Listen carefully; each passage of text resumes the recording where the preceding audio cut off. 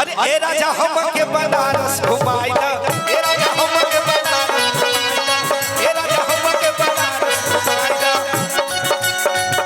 क्या बात है?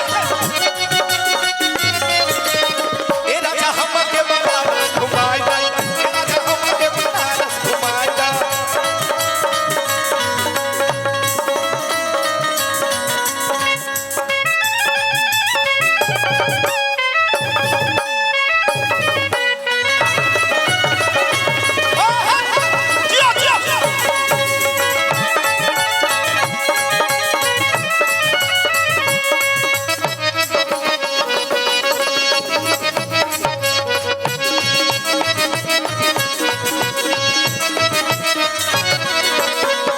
तो ये लाइन गाई जो लगन में हमारा गाना बड़ा बजल ही भैया और दीजिए।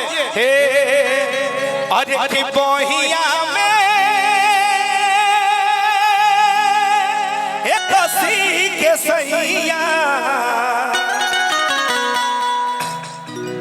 अच्छा हमारे प्यारे भाई क्षमा चाहेंगे, रोशन भाई, हमारे रोशन भाई के लिए जोरदार ताली बजा दी जो कि जो कई स्टार है। और क्योंकि मगई में इनका गाना बड़ा ही सब वायरल है, हिट है, इनके लिए जोरदार ताली बजा दीजिए आप लोग। और छाए हुए हैं पूरा, क्या बात है। वाह वाह, आइए आखिरी वही लाइन भैया।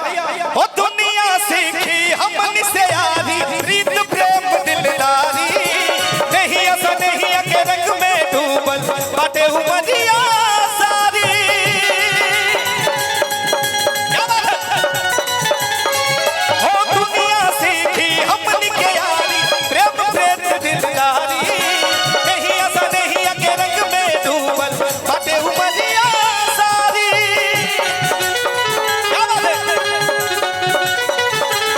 हो अब समय काटी नहीं बिन सजनी, चहके लागल चिरई लगनी। अब समय काटी नहीं बिन सजनी, चहके लागल चिरई लगनी। बिन मौसम दिल झूमे दिन बहार में, दिल धड़काता, दिल धड़काता।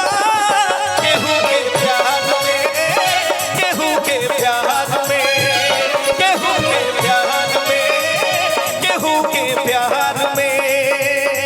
मन मस्त भइल बा मस्ती में, दिल बैठल प्यार